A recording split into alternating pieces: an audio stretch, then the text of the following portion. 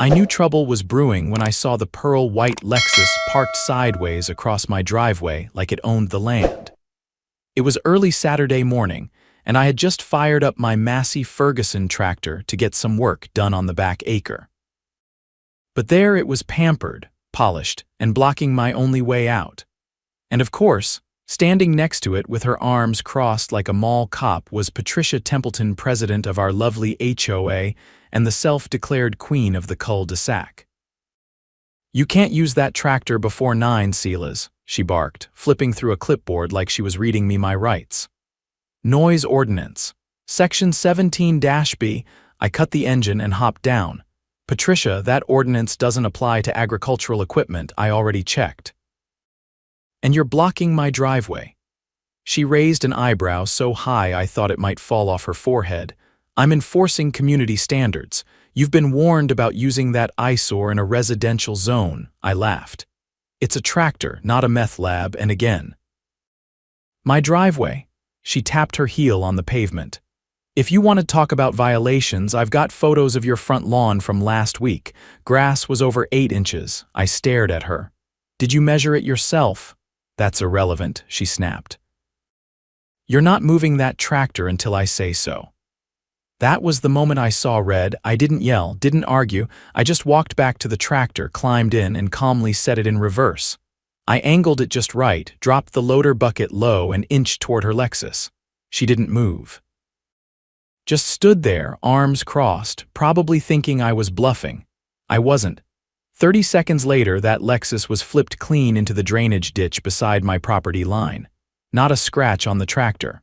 Her car looked like a crushed soda can with leather seats. Patricia's jaw dropped so hard I thought it might crack the pavement. "You've committed a crime," she shrieked. "That's destruction of property." I killed the engine and hopped down again. "Nah, just moving an obstruction. You illegally blocked a private driveway.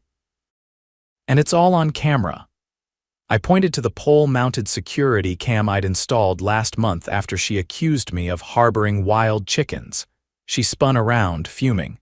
"I'm calling an emergency board meeting. You are done in this neighborhood?" I just grinned. "Make sure you bring your insurance. And maybe a tow truck." She stormed off, yelling something about legal consequences and community order. But I knew she was rattled. The HOA had been pushing hard lately: petty fines, surprise inspections, even trying to ban porch swings. But this was different. This was war. By mid-afternoon, the tow truck was hauling Patricia's Lexus out of the ditch while half the neighborhood watched from their porches, drinks in hand, trying not to laugh too loudly.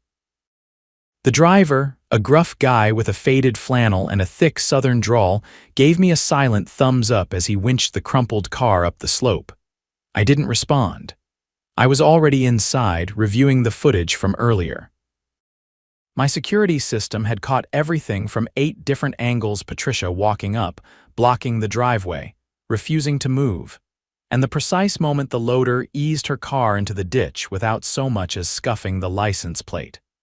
The audio was clear, too. I backed it up to a flash drive and sealed it in an envelope labeled "If Things Get Stupid." I didn't have to wait long. Around 4, a city code enforcement officer knocked on my door. Young guy. Nervous. Hair too neat for someone who probably spent his day dealing with overgrown hedges and barking dog complaints. "You Silas Boone?" he asked, clipboard clutched like a shield. "Depends. You hear about the tractor or the Lexus?" He blinked. "I, received a report from the Brookpine Trails HOA alleging you operated heavy equipment in violation of city noise ordinances and damaged private property." I leaned against the doorframe. "You read the report?" I did. "And you saw the footage?" He hesitated. "No, sir. Come on in." I sat him down, pulled up the video on my computer, and hit play. 5 minutes later, he stood up, cleared his throat, and adjusted his badge like it might fall off. "Well, from what I can see here, you were on your own property, and the equipment was being used for lawful agricultural purposes. The car was obstructing a private driveway, and the removal was unconventional but not malicious. Glad we agree, I said, handing him a copy of the footage on a second flash drive. Keep this. Just in case this turns into something bigger, he nodded, still clearly shaken. I'll file my report, but off the record. That was one hell of a move. The moment he left, I poured myself a glass of iced tea and stepped onto the porch. Across the street, Patricia was pacing her front lawn in a tailored pantsuit that looked like it belonged at a corporate merger, not a subdivision with gravel roads. She was on the phone, gesturing wildly. Beside her, two HOA board members, Greg and Deanne, stood stiffly, pretending they weren't being dragged into her mess. Greg was a retired dentist with a passive streak and a lawn that looked like it had been mowed with scissors. Deanne ran a craft blog and once tried to ban Halloween decorations because they encouraged pagan imagery. Neither of them looked thrilled to be there. Patricia spotted me and marched over like she was leading a parade. "You'll be hearing from our attorney," she snapped. "You escalated a situation that could have been resolved peacefully." I took a slow sip. "Blocking a homeowner's only exit is peaceful?" She ignored the question. "The HOA has voted to levy a special assessment for property damage and emotional distress." "Really?" I said, glancing at Greg and Deanne. "And did they vote before or after Patricia threatened to make an example out of me?" Greg shifted uncomfortably. Deanne looked at the ground. "You're not above the rules, Silas," Patricia hissed. "No," I said, "but I read them. And I know when someone's abusing their position." Her lips tightened. "You know nothing about HOA governance." "I know enough to file a formal ethics complaint with the state HOA Oversight Committee. And I know that using HOA funds to tow a personal vehicle off someone else's land without authorization, that's misappropriation." That stopped her cold. Her eyes flicked to Greg. "He's bluffing." Greg cleared his throat. "Actually, I think he's right." Now she looked panicked. "You're siding with him." "I'm siding with the bylaws," he said softly. Deanne, ever the opportunist, stepped back and pretended to take a call. Patricia glared at me. "You think you're clever, but you're just a bitter old man with a tractor and too much time." I grinned. "And you're a petty bureaucrat with a clipboard and a Lexus in the ditch." That night, I went back through the HOA's public meeting minutes, which I'd been downloading for months, ever since Patricia had tried to ban flagpoles taller than 6 feet. I'd noticed a pattern back then. She was slipping in new policies during off-schedule votes, deliberately avoiding proper notice periods. Worse, I found a line item labeled Administrative Vehicle Fund, which, according to the budget, had covered a $4,800 reimbursement for vehicular maintenance incurred during HOA business. I checked the date. It was 2 months ago, and the amount suspiciously close to what it would cost to replace a damaged front bumper and axle on a luxury sedan. I opened a new document and started typing up a complaint to the county auditor. If she'd used HOA funds to repair personal damage, that was embezzlement. And if she'd lied about it in the records, fraud. The next morning, I drove into town and handed the file to a friend of mine, Cassie, a paralegal at the county clerk's office. She looked it over, whistled low, and said, "You want this to go quiet or loud?" "Loud," I said. "Very loud." 3 days later, a letter went out from the county's Legal Affairs Division requesting immediate access to HOA financials for a formal review. Patricia tried to spin it as a routine audit. Nobody bought it. Greg resigned from the board the next day. Deanne followed, but not before posting a vague rant on Nextdoor about toxic leadership and tractor tyrants. The neighborhood was buzzing. People who'd tiptoed around the HOA for years were suddenly poking around bylaws, asking questions, forming small committees. I hosted a barbecue that weekend and more than 20 families showed up. Someone brought margaritas.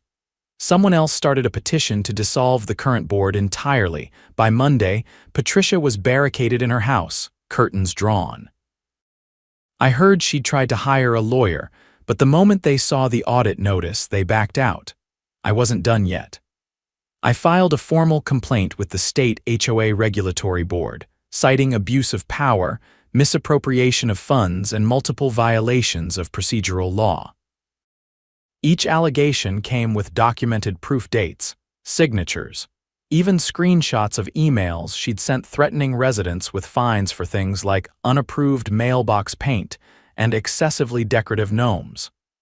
The board opened an investigation within 72 hours. 2 weeks later, a state inspector showed up in a plain sedan and started knocking on doors. Patricia tried to claim harassment. The inspector ignored her. When the final report came in, it was brutal. 6 confirmed violations of state HOA conduct guidelines, misuse of community funds, failure to provide adequate notice for policy changes, and my favorite, willful intimidation of residents through unauthorized enforcement actions. The state ordered her removed from office immediately. The HOA was placed under temporary administrative control until a new board could be fairly elected. At the next community meeting, I stood up and nominated myself. No one ran against me. 3 weeks into my new role as acting HOA president, my garage looked less like a place to store tools and more like a war room. Maps of the subdivision were pinned to corkboard, documents fanned across the workbench, and a whiteboard listed every pending repair, vote, and financial discrepancy.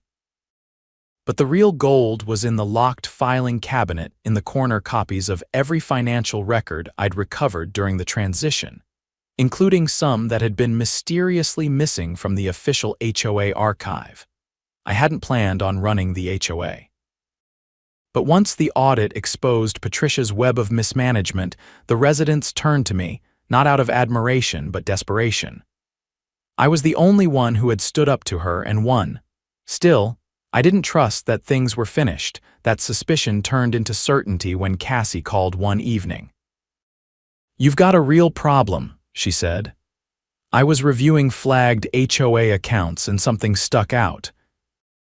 There's a series of transactions from last year: maintenance contracts, landscaping, tree removals, all paid to a company called Evergreen Municipal Partners.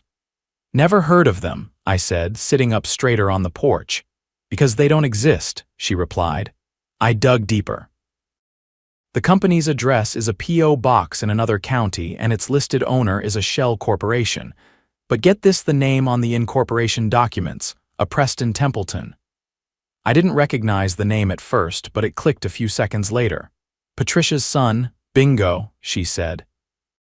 So Patricia had been funneling HOA funds into a fake company run through her family. That was no longer a case for the State Housing Board. That was criminal fraud. "Send me everything," I told her.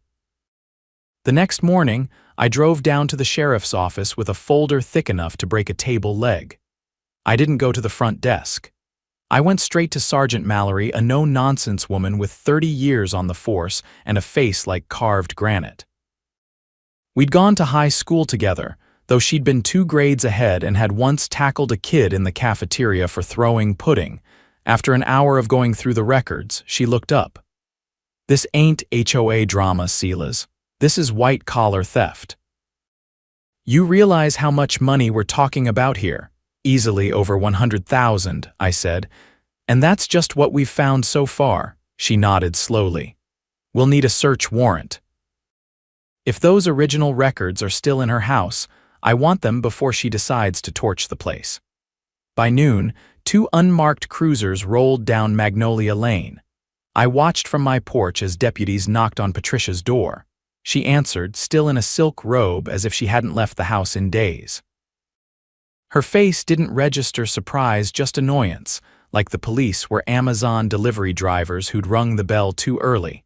But when they showed her the warrant, she stumbled backward. One deputy stepped inside, the other held the door. In less than 15 minutes, they came out with 2 laptops, a banker's box full of file folders, and a large padded envelope that one of them handled like it might contain explosives. The neighborhood was quiet. Not out of fear, out of satisfaction. People peeked through blinds, some recording on their phones, others simply watching with quiet vindication. No one came to her defense, not even Deanne, who had once described Patricia as the bedrock of community order. Later that evening, Mallory called. We found invoices forged with board member signatures, she said. Fake bids, duplicate payments, and she even claimed to have paid for services that were never performed. Your subdivision's been paying for monthly tree trimming. Know how many tree services we found? Let me guess, I said. None, not one, she confirmed, and that's the tame stuff. I waited. She was also using HOA funds to make payments on a second property, a lake house, in her son's name. That explained the mysterious seasonal board retreats she used to mention without ever inviting anyone.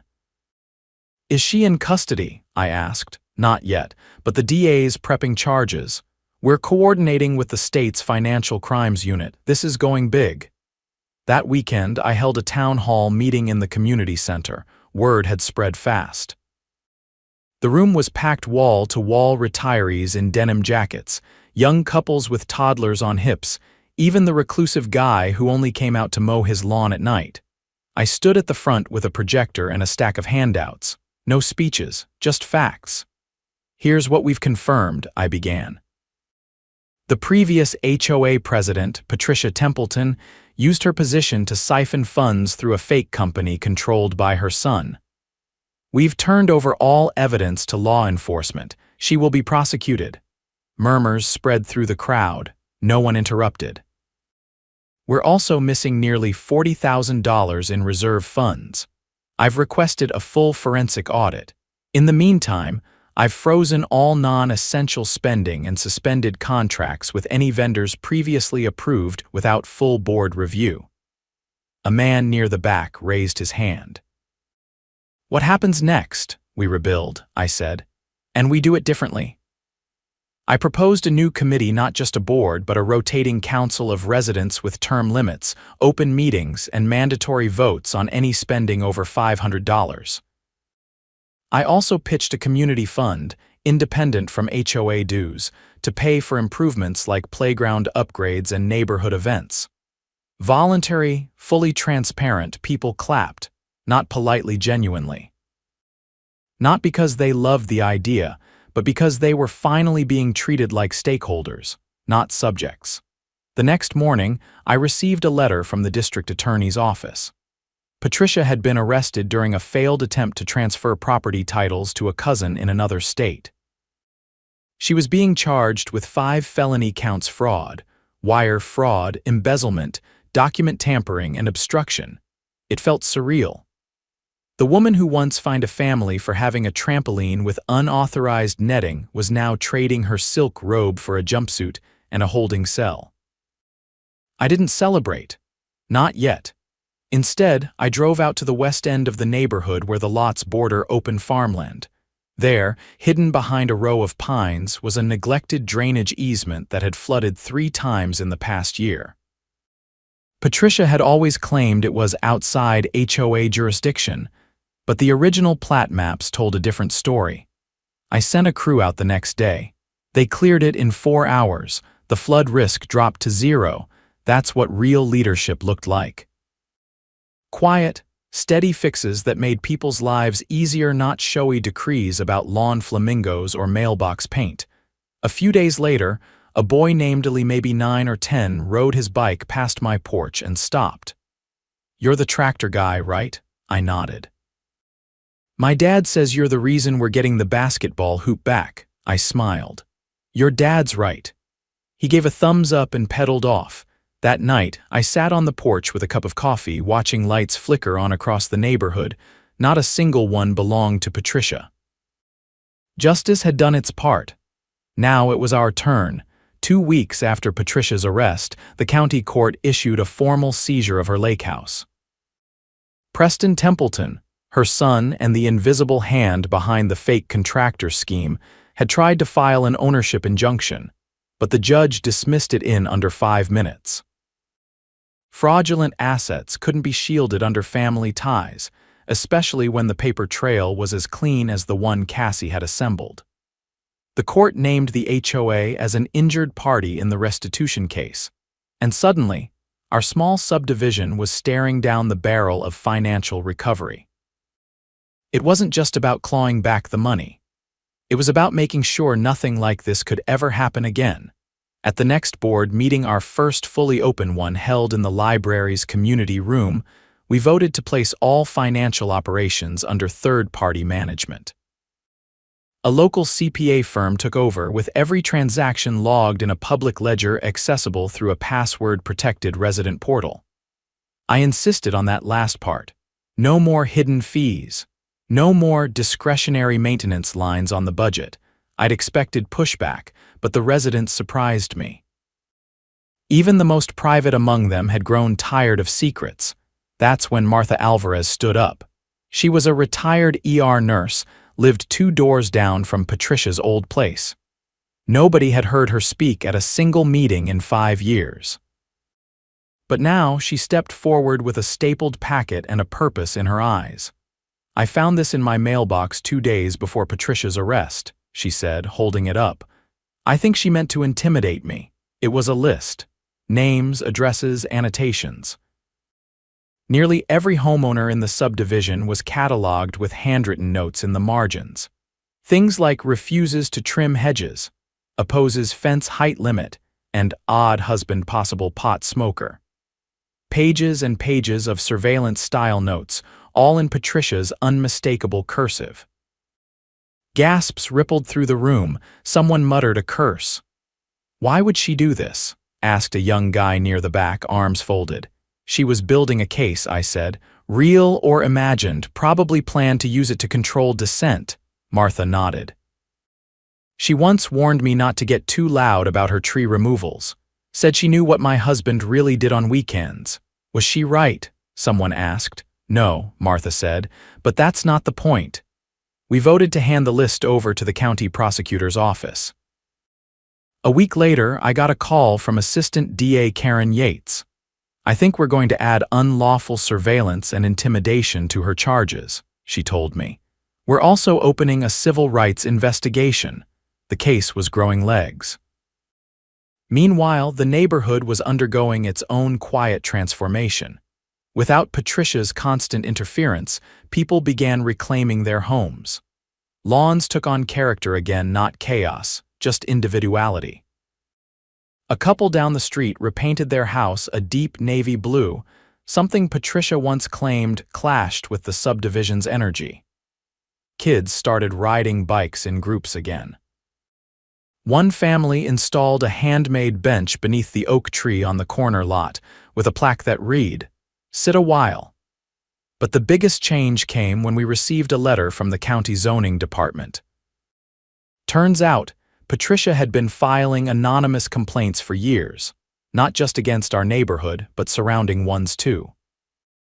She'd been posing as a concerned citizen and nudging enforcement officers to issue citations for everything from unauthorized chicken coops to garden sheds built an inch too close to the fence line. The county was furious.